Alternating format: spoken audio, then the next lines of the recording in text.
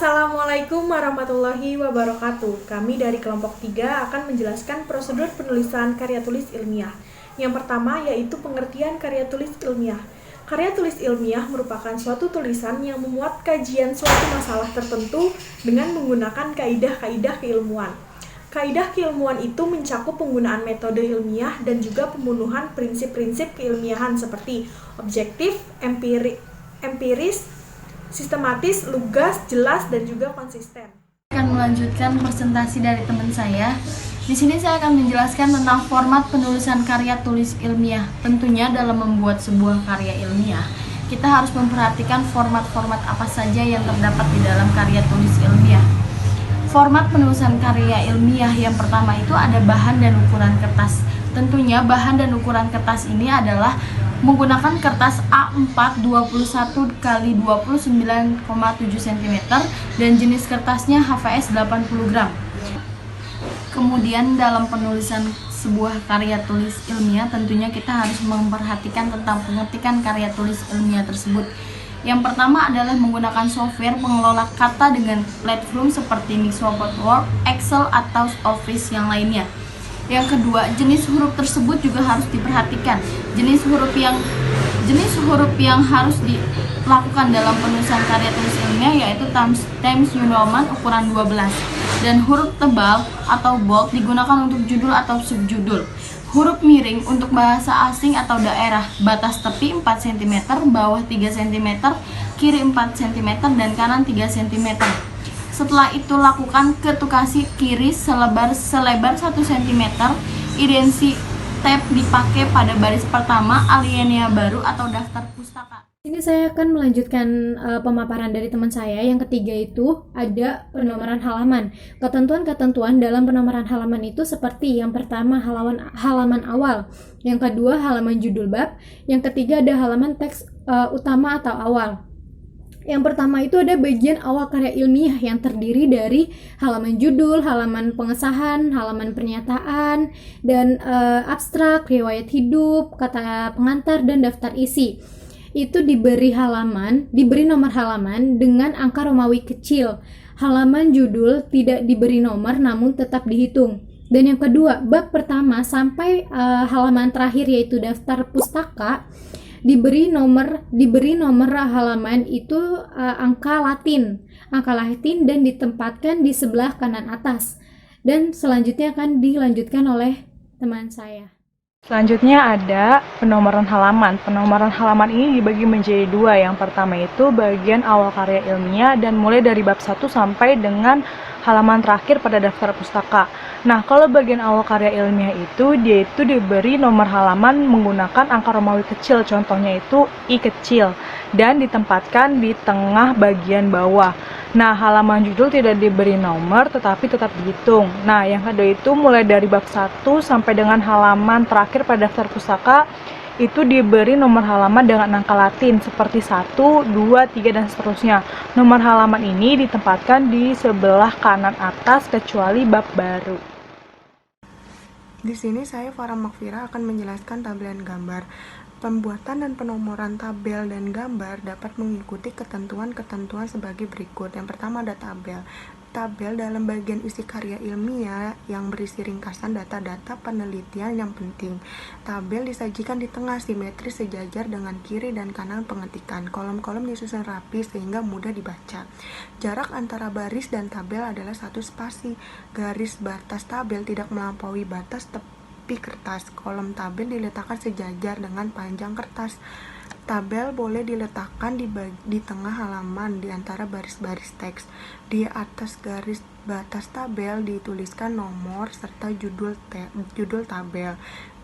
Tabel yang memerlukan kertas yang lebih besar dari halaman naskah dapat diizinkan, tetapi sebaiknya hanya tabel yang jika dilipat 1 kali sudah mencapai ukuran halaman naskah yang dimasukkan dalam teks. Yang terakhir dalam tabel tentang data di bawah tabel tersebut harus dicantumkan sumbernya dengan ukuran font 10 dengan spasi tunggal. Selanjutnya ada gambar. Yang pertama, yang dimaksud dengan gambar adalah bagan, grafik, peta, diagram, dan foto. Garis batas gambar diletakkan sedemikian rupa sehingga garis batas tersebut tidak melampaui batas tepi kertas. Kelima itu ada penggunaan bahasa atau pemilihan bahasa.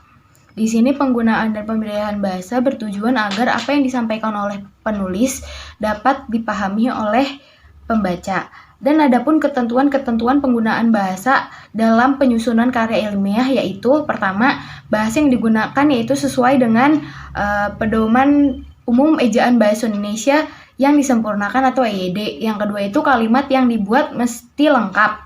Yang ketiga itu satu paragraf terdiri dari minimal 2 kalimat, yakni kalimat inti dan kalimat penjelas. Yang keempat itu ada istilah yang digunakan adalah istilah Indonesia atau yang sudah diindonesiakan. Yang kelima itu ada istilah terminologi asing. Boleh digunakan jika memang belum ada padanan dalam bahasa Indonesia atau bila dirasa perlu sekali diperjelas atau konfirmasi istilahnya. Yang keenam itu ada kutipan dalam bahasa asing dikenakan namun harus diterjemahkan. 6. Itu ada running notes and footnotes. Yang pertama itu running notes atau referensi langsung. Referensi langsung adalah penyebutan sumber yang dirujuk atau referensi yang diletakkan di teks utama sebuah karya ilmiah.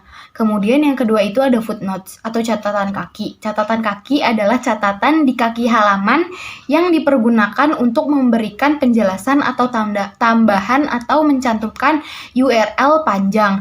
Di sini ada berbagai macam catatan kaki. Yang pertama itu ada catatan kaki berisi penjelas.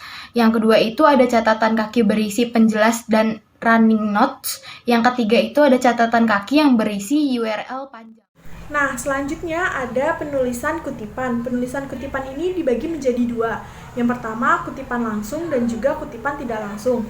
Di dalam kutipan langsung adalah kutipan hasil penelitian atau hasil karya yang penyajiannya sama persis dengan teks aslinya. Kalau yang kutipan tidak langsung ini ada 2 jenis kutipan tidak langsung. Yang pertama, dengan cara meringkas, menyimpulkan, atau merujuk pada pokok-pokok pikiran pengarang. Yang kedua dengan cara melakukan parapares, yakni perubahan struktur atau susunan kalimat menjadi kalimat lain tanpa mengubah isi atau struktur kalimat tersebut. Ya, yang berikutnya itu ada penulisan daftar pustaka. Di dalam daftar pustaka ini terdapat ketentuan umum. Saat ketentuan umum itu ada 6. Yang pertama itu hanya referensi yang disebutkan dalam teks utama yang dimasukkan dalam daftar referensi. Yang kedua itu ada referensi berupa hasil komunikasi personal, wawancara, dan sejenisnya. Yang ketiga itu gelar pengarang tidak dicantumkan. Yang keempat itu daftar referensi disusun menurut abjad dengan 1 spasi. Yang kelima itu ada ketik baris pertama di setiap referensi, kata kiri dan baris selanjutnya masuk ke dalam hanging 1 cm atau 5 spasi. 1 referensi ke referensi yang lain diberi 2 spasi. Ketentuan khusus. Di ketentuan khusus ini terdapat 11 ketentuan. Yang pertama itu ada referensi dari buku. Yang kedua itu ada referensi dari bahan aja. Yang ketiga itu ada referensi terbitan berkala ilmiah. Yang keempat itu ada referensi dari majalah. Yang kelima referensi dari surat kabar atau koran. Yang keenam referensi dari review buku. Yang ketujuh hasil wawancara tertulis dalam sebuah penerbit. Yang ke-8 ada referensi dari abstrak. Yang ke-9 ada sumber di internet. Yang ke-10 ada takam digital seperti VCD, DVD, CD. Lalu yang berikutnya itu ada pita kaset video. Dan selanjutnya akan dilanjutkan oleh teman saya. Baik, selanjutnya pada materi berikutnya yaitu tahap-tahap penulisan karya ilmiah.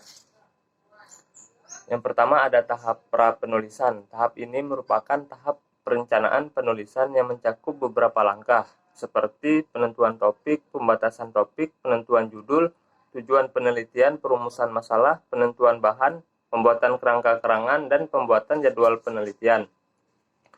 Yang kedua ada tahap penulisan atau menulis karangan. Pada tahap ini penulis membahas setiap butir topik yang ada di dalam kerangka keterangan yang telah disusun. Yang terakhir, tahap revisi. Pada tahap ini, yaitu sebagai peninjauan kembali. Peninjauan kembali dalam suatu penulisan ketika menemukan kesalahan atau kekurangan, sebaiknya penulis segera membenarkannya dengan cermat, supaya tidak ada kesalahan lagi. Baik. Sekian pemaparan dari kelompok 3, kurang lebihnya mohon maaf. Wassalamualaikum warahmatullahi wabarakatuh.